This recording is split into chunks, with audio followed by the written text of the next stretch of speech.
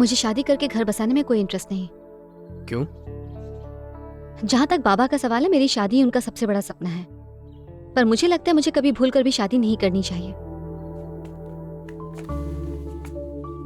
तुम्हारी सूंघने की प्रॉब्लम के बारे में जानता हूँ, पर यह प्रॉब्लम इतनी भी बड़ी नहीं कि तुम किसी को शादी से ही इनकार कर दो।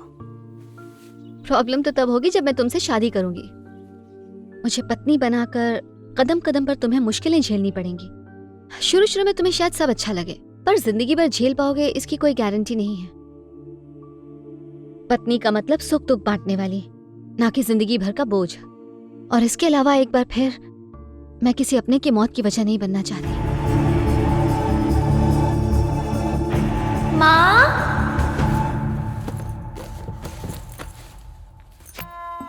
माँ के सैंडल्स गायब हैं। मतलब आज भी सब्जी लेने मार्केट गई है। चलो अच्छा हुआ, आज मैं गाने सुनते हुए डांस करूंगी।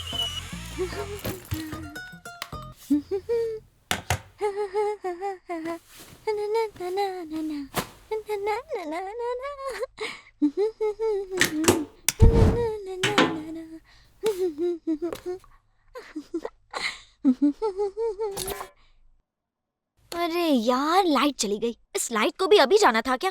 नो प्रॉब्लम, वॉकमैन तो है।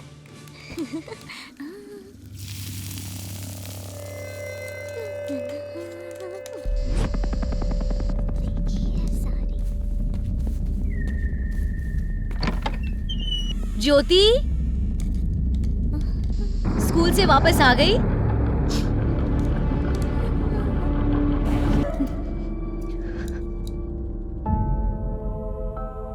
मेरी वजह से माँ चली गई और मुझे पता तक नहीं चला। जो भी मेरे साथ रहेगा उसकी जान पर खतरा मंडराता रहेगा। इसीलिए मैंने लोगों की भलाई को ही अपनी जिंदगी बना लिया है। अब हर कोई मदर टेरेसा तो नहीं बन सकता, लेकिन उनके बताए रास्ते पर तो चल सकता है। और भलाई के रास्ते पर चलने के लिए मैं हर बार अपने पति से परमिशन बिल्कुल नहीं मांगना चाहती। मैं सिर्फ अपने पति का घर संभालने में जिंदगी नहीं बिता सकती। एक मिनट, तुम्हारी शादी ना करने की वजह क्या है? तुम्हारा कुछ ना सूंघ पाना या लोगों की भलाई में तमाम जिंदगी गुजारना?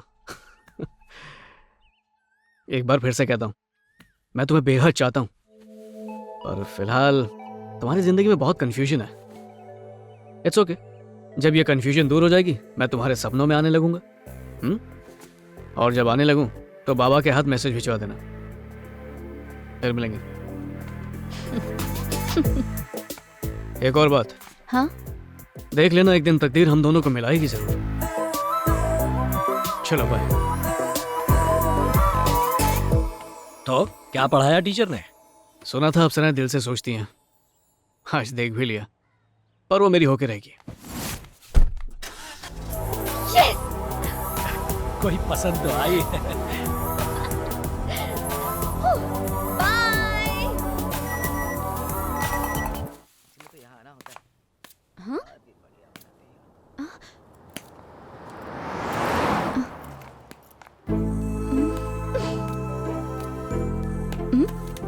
हाँ ज्योति, तुम्हारी मर्जी के बिना तुम्हारा पीछा करना गलत है, उसके लिए आई एम सॉरी। अब तुम्हें फोटोज इतनी पसंद आई गई हैं तो ये गलती मैं बार बार दोहराने को तैयार हूँ।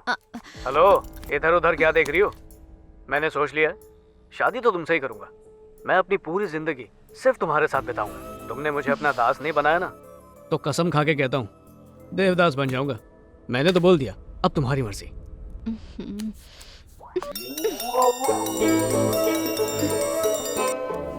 पापा बोल रहा हूँ, दामाद जी ने एक वीडियो भेजी, देखी कैसी लगी? वो एकदम हीरो लगता है।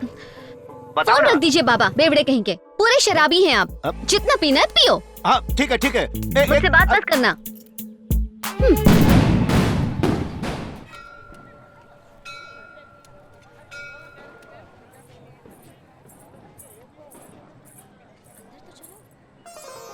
आओ बेटी, 7 सप्ताह पूरे हो गए ना। कार्तिक पूर्णिमा के दिन तुम्हारा व्रत भी पूरा हो गया। देवी माँ तुम्हारी सारी मनोकामनाएं जरूर पूरी करेंगी। ये लो।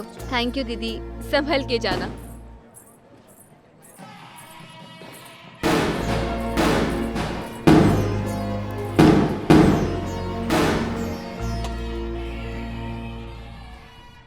देवी माँ, इस उम्र में लड़कियाँ अपने लिए अच्छा वर मांगती हैं, पर मैं चाहती हूँ कि मेरी शादी ही ना हो। मैं नहीं चाहती कि मेरी वजह से कभी किसी को कोई कष्ट हो। प्लीज किसी तरह बाबा का मन बदल दीजिए और जगन का भी, जो हर जगह परछाई की तरह मेरा पीछा करता है।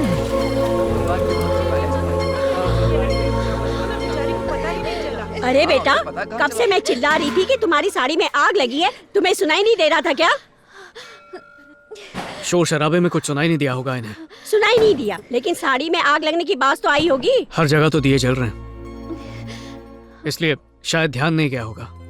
चलो जाने दो, इस लड़के के रूप में आकर स्वयं भोलेनाथ ने तुम्हें बचाया है, नहीं तो अनर्थ हो जाता।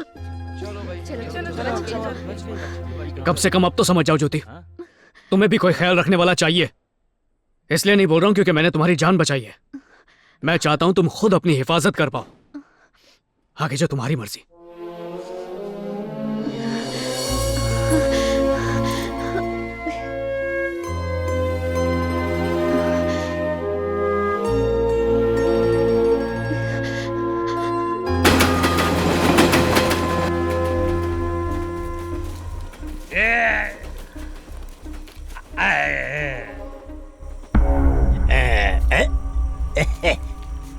वैसे तो स्कूल के अंदर भी साफ सुथरा टॉयलेट बना हुआ है, लेकिन खुले में पेड़ के नीचे ठंडी हवा में शौच करने का मजा कुछ और ही है।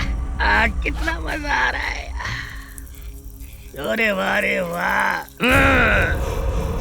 अरे चुप हो जा, हल्का होने के टाइम पे काहे को डिस्टर्ब कर रहा है।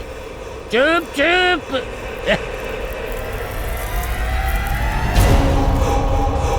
आज मैं इस पेड़ को इतना पानी दूंगा कि ये हरा भरा हो जाएगा।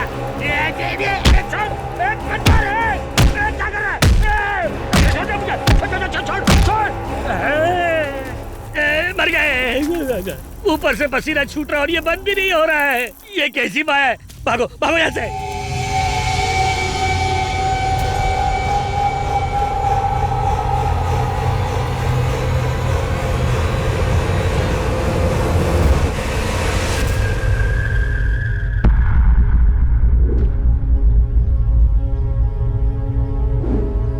ये रायता किसने फैलाया? बोलो, मुंह में दही है क्या?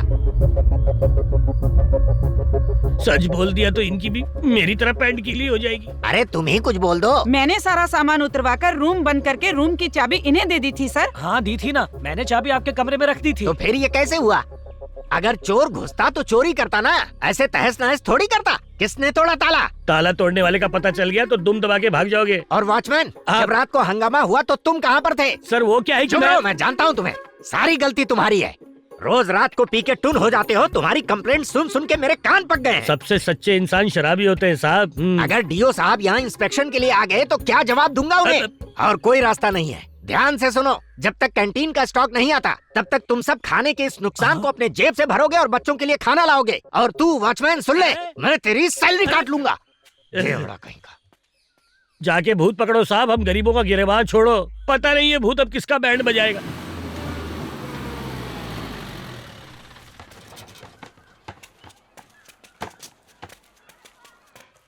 प्लेट ठीक से पकड़ो बेटा। हाँ, अब तुम आज लीजिए। यहाँ जितने भी टीचर हैं सब अपने अपने घर का खाना खाते हैं और तुम बच्चों के साथ बैठकर वही खाना खाती हो जो बच्चे खाते हैं। Thank you. बहुत अच्छा लगता है। मौसी अंडा दो। जानती हूँ, तुम्हें तो 2 अंडे भी कम पड़ेंगे।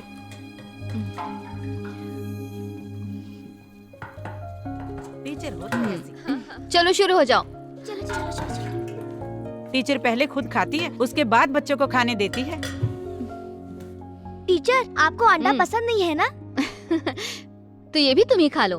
Thank you. वैसे एक बात बताओ, तुम्हें सब अंडा बिट्टू कहकर क्यों बुलाते हैं? वो क्या है ना टीचर, जब मैं अपनी माँ के पेट में था तो उन्हें प्रोटीन नहीं मिलता था, इसीलिए मेरा पैर टेढ़ा हो गया। अब मैं बहुत प्रोटीन खाता हूँ ताकि मेरे बच्चे भी ताकतवर हो। टीचर इसे पूछिए सर इसे भुक्कड़ संध्या क्यों बुलाते रहते हैं? हाँ? तुम्हें सब भुक्कड़ क्यों कहते हैं? क्योंकि मैं रोज 3-3 टिफिन भरकर चावल ले जाती हूँ। इस वाले टिफिन को मैं अभी खाऊंगी, ये वाला चावल मैं रात को खाऊंगी, इसमें पानी डालकर रखूंगी और सुबह नहा धोकर नाश्ते में खाऊंगी। मेरे पापा नहीं है, हमारे सर पर 5 लाख का कर्जा है। हम खाने का पैसा बचाते हैं ताकि ये कर्जा जल्दी खत्म हो जाए। टीचर, स्कूल का खाना नहीं होता तो हम कुछ नहीं कर पाते। अपनी माँ को आज किसी होटल में खाना खिलाना। आप तो मेरी टीचर है ना, मैं आपसे पैसे नहीं ले सकती। और आज के बाद कोई भी एक दूसरे को ऐसे नामों से नहीं पुकारेगा। तुम्हारा नाम बिट्टू है और तुम्हारा नाम संध्या है, ठीक है? Okay teacher. टीचर, प्रिंसिपल साहब आपको बुला रहे हैं। तुम चलो, मैं आती हूँ। मे आई कम इन सर? Come in please. आओ आओ ज्योति बेटा, अगले हफ्ते एग्जाम्स हैं तो हमें क्वेश्चन पेपर तैयार करने होंगे। अब अगर ये काम मैंने किसी और को सौंपा तो काम पूरा होने तक इन बच्चों के भी बच्चे स्कूल में आकर पढ़ने लगेंगे। लेकिन ज्योति, तुम एक जिम्मेदार टीचर हो, इसीलिए मैं चाहता हूँ कि आज भले ही थोड़ी देर हो जाए, लेकिन एग्जाम के पेपर्स तुम तैयार कर लो।